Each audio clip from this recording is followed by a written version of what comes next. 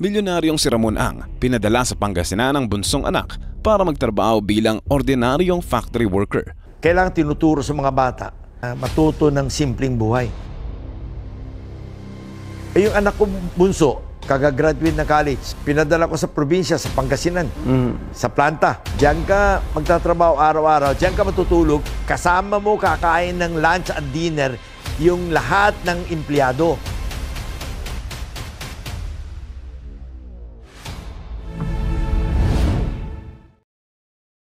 Welcome back mga kalam. Ngayon ipag-uusapan natin ang isang viral interview sa Filipino business tycoon na si RSA o si Ramon C. Ang dahil sa kakaibang pagtrato niya sa kanyang mga anak. Bakit ganito ang pagpapalaki niya sa mga anak niya? Ano ang nakikita niyang dahilan at naisip niyang ganito ang pagpapalaki sa kanila? Bakit maraming quotes ang nagsilabasan sa Facebook matapos ang kanyang interview na ikinasasama umano ng imahe ng mga negosyo kagaya ng Starbucks? At ano ang analysis natin sa usaping ito tungkol sa kakaibang pamamaraan ng isang bilyonaryong ama? Si RSA ay isa sa pinakamayamang tao sa Pilipinas. Kung hindi kami nagkakamali ay pang-apat siya sa pinakamasalaping Pinoy sa bansa.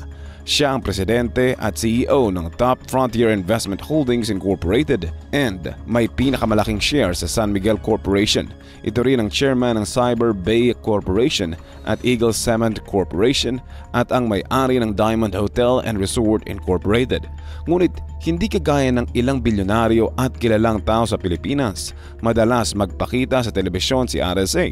Hindi siya mahilig sa mayat-mayang exposure dahil kakaiba ang kanyang pagkatao kumpara sa iba. Ngunit nagpaunlak ito ng isang interview sa batikang journalist na si Anthony Taberna na mas kilala sa turing na Katunying.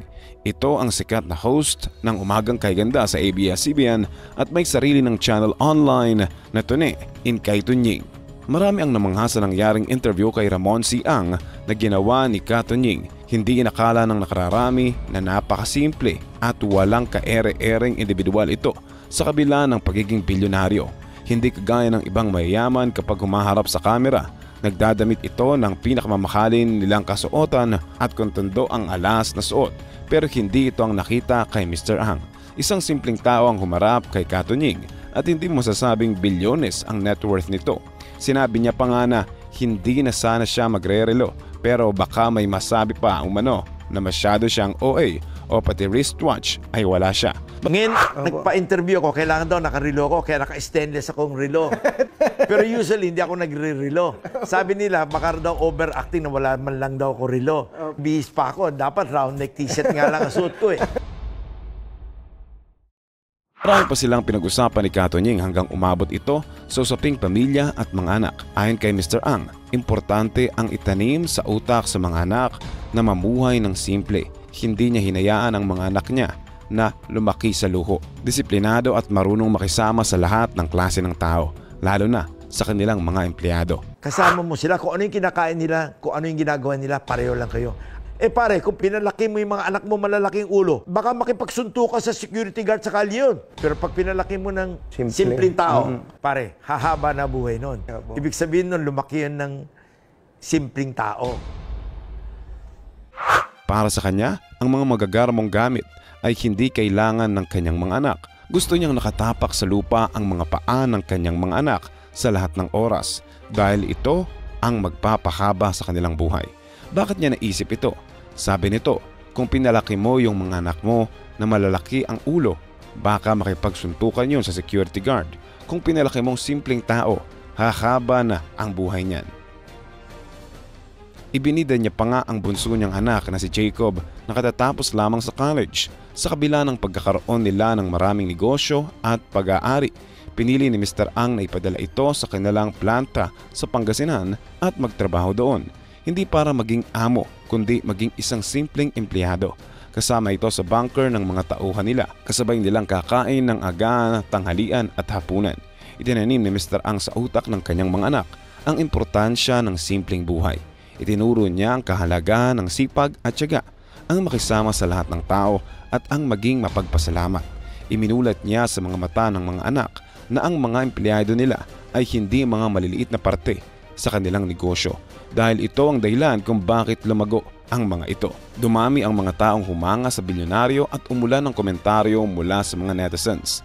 Marami ang nagkumpirma kay Ramon Ang sa ibang mga milyonaryo na ipinangangalandakan ang kanilang yaman at mga magagarbong mga sasakyan at iba pang mga ari-arian.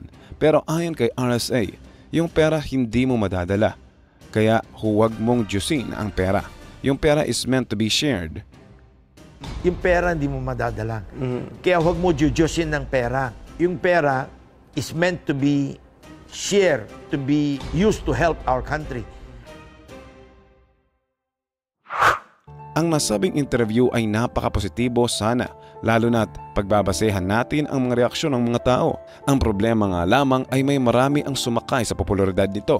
Sandamakmak na mga fabricated quotes ang nagsipaglabasan na hindi talaga naghunos dili sa paggamit sa imahe ni Mr. Ramon Ang para ipalabas na ito talaga ang nagsabi nito.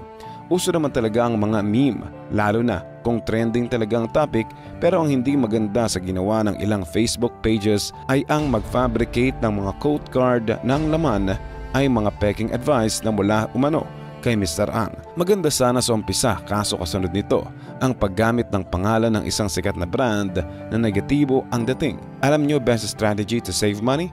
You go to sleep, libre pa. Huwag gumala, huwag mag-travel every month, huwag na mag-Starbucks.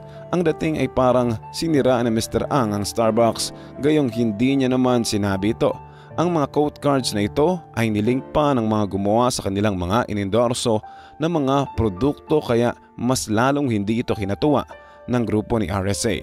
Ang apat na mga Facebook pages na gumawa ng fake quotes ay ang Financial Growth PH, Correct Metro Headlines at ang Financially Snappy. Ang Financial Growth PH at ang Financially Snappy ay parehong financial services related FB pages. Ang dalawa namang pages ay ginamit ang peking quote para ma-route ang mga tao sa Lazada, isang e-commerce site. Nagpalabas ang San Miguel Corporation ng press release tungkol dito dahil hindi ito nakakabuti sa magandang imahe ni RSA. Pinagsisinungalingan nila na may nasabi na ganito si Mr. Ang. Hindi nga naman nakakatuwa ang ginagawa nila. Sa isang taong kagaya ni RSA, nakakabilib talaga ang kanyang pamamaraan sa pagpapalaki ng kanyang mga anak. Importante naman talaga ang pakikisama at respeto, maging ito ay maliit na tao lamang o may sinasabi sa lipunan. Sadyang napakalaking ehemplo niya sa mga tao, lalo na sa nakapanood ng interview ni Kato Nying. Ngunit sa kabila ng pagkapositibo ng naganap na panayam, sadyang may iilan talaga na walang pakialam kahit magsinungaling basta makakuha lamang ng atensyon. Hindi baling masira ang reputasyon ng isang iginagalang na tao basta't may pakilala lamang ang kanilang produkto. Kaya nga siguro hindi sila magiging katulad ni RSA dahil malayo sila sa ugali at prinsipyo ng isang Ramon Ang.